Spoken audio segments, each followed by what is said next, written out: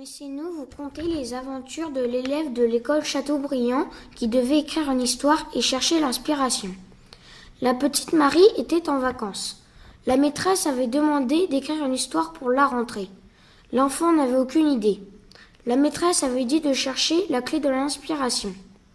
Elle ne comprenait pas bien ce que ça voulait dire. En se promenant, elle se rendit près du polissoir. Un moustique voulut la piquer. La fillette s'apprêta à l'écraser.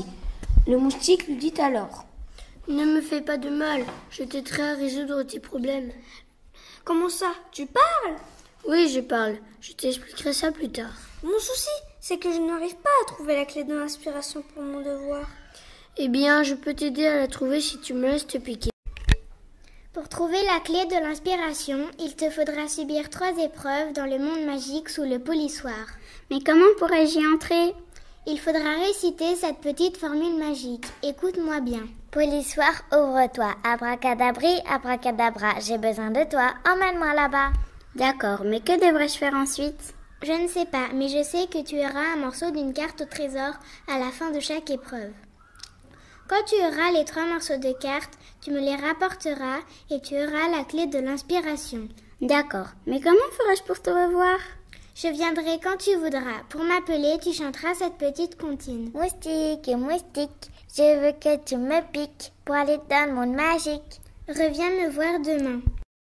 Le lendemain, l'enfant revint au polissoir et appela le moustique. Moustique, moustique, je veux que tu me piques pour aller dans le monde magique. Bonjour Marie. Emmène-moi dans le monde magique, s'il te plaît, petit moustique. D'accord, mais il faut que je te pique pour que tu t'endormes. Et pense à dire la formule magique dans ton rêve. Oui, j'y penserai, dit Marie. Bon, assez de blabla, je te pique. L'enfant tomba endormi à côté du polissoir et son rêve commença.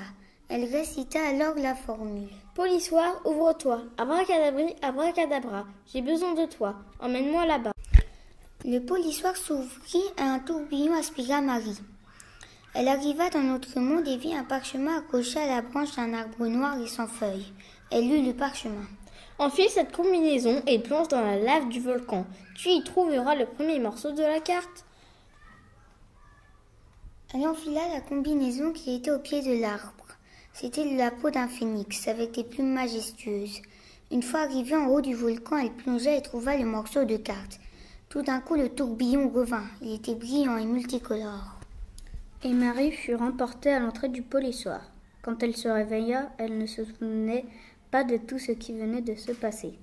En revanche, elle avait dans sa main le morceau de carte. Elle rentra chez elle et le posa sur sa table de nuit.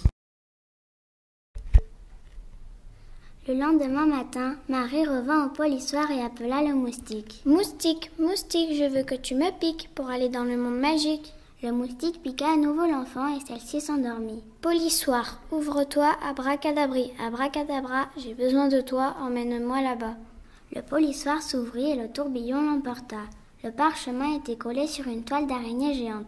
L'enfant le prit et le lut. « Pour prendre le morceau de carte, tire ce rocher jusqu'à lui, mais prends garde, frelon. » Elle alla jusqu'au rocher et des chaînes l'agrippèrent comme par magie. L'enfant voyait le bout de carte, mais n'arrivait pas à tirer le rocher. Une coccinelle arriva. Elle était aussi grande qu'elle. « Veux-tu de l'aide ?»« Oui, je voudrais ce bout de carte, mais je suis accrochée à ce stupide rocher. J'ai une potion qui peut te donner plus de force, mais fais très attention au frelon qui garde le morceau de carte. »« Oui, je sais, je l'ai lu sur le parchemin. » Alors la coccinelle sortit une fiole de sous ses élytres et Marie but la potion. Glou, glou, glou. Elle tira le rocher jusqu'à 2 mètres du bout de carte, mais un frelon géant lui barrait le chemin. « Tu ne prendras pas ce bout de carte, il est à moi, » dit le frelon. « Eh bien non !» Puis bim, l'enfant donna un gros coup de poing sur la tête du frelon. « Je l'ai assommé !» Et elle récupéra le bout de carte. Alors les chaînes se détachèrent, le tourbillon revint, la prendre et l'emporta. Comme la première fois, elle se réveilla et elle ne se souvenait de rien. Le lendemain, Marie retourna au polissoir et récita la comptine. « Moustique, moustique, je veux que tu me piques pour aller dans le monde magique. » Le moustique piqua l'enfant qui s'endormit la 3e fois. Elle récita la formule magique. Polissoir, ouvre-toi, abracadabri, abracadabra, j'ai besoin de toi, emmène-moi là-bas. Elle pénétra sous le polissoir, le tourbillon l'emporta à nouveau dans le monde magique. Elle arriva dans une forêt. Le parchemin était posé sur une pierre. Elle lut. Prends cet arc et ces 3 flèches. Va jusqu'à la montagne et trouve une grotte. Tu y verras un dragon que tu devras tuer pour récupérer le morceau de carte qui est dans son ventre. Marie prit l'arc et les 3 flèches, une en bois, une en cuivre et une en diamant. Elle prit le chemin de la montagne et grimpa. Arrivée au sommet, elle vit la grotte et y pénétra tout doucement. Elle trébucha alors sur un bâton. Le bruit réveilla le dragon qui se mit à rugir en crachant du feu. L'enfant tira d'abord la flèche de bois qui brûla. Elle tira ensuite la flèche de cuivre qui fondit. Elle tira enfin la flèche de diamant qui atteignit le cœur du dragon. Celui-ci s'effondra à ses pieds. L'enfant ouvrit la gueule du dragon, entra dans sa gorge et descendit jusqu'à son ventre. Elle y trouva le morceau de carte, puis elle ressortit de la gueule du dragon et de la grotte. Le tourbillon revint et l'emporta. Comme les autres fois, Marie se réveilla à côté du polissoir. Cette fois encore, elle ne se souvenait de rien. Le lendemain, à son réveil, Marie aperçut les 3 morceaux de cartes sur sa table de nuit. Elle les assembla. Mais qu'est-ce que je dois faire avec cette carte?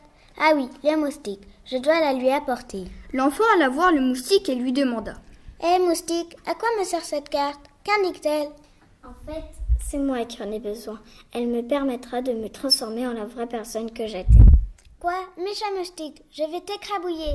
Attends, je vais t'expliquer. Une sorcière m'a ensorcelée. Je suis moi-même un sorcier, mais un gentil sorcier. Lors d'une dispute, cette vilaine sorcière m'a transformée en moustique. La carte indique l'endroit où se trouve la potion qui me redonnera forme humaine. Mais pourquoi m'as-tu envoyé chercher cette stupide carte? Hé, je suis un moustique, je suis bien trop petit et trop faible. Mais tu m'avais dit que tu allais m'aider à chercher la clé de l'inspiration. Ne t'inquiète pas, tu l'auras ton inspiration. Laisse-moi te piquer une dernière fois et demain, à ton réveil, tu auras ta clé. Fais-moi confiance. Bon, d'accord, mais si tu ne me donnes pas la clé de l'inspiration, je t'écrase. Le moustique la piqua une dernière fois. La piqûre était tellement forte que l'enfant s'évanouit. À son réveil, elle se rappela tout. Ça y est, je me souviens, j'ai la clé de l'inspiration. Je vais raconter tout ce qui s'est passé dans mes rêves. L'enfant commença à écrire. Laissez-moi vous conter l'histoire de l'élève de l'école Chateaubriand qui devait écrire une histoire et chercher l'inspiration.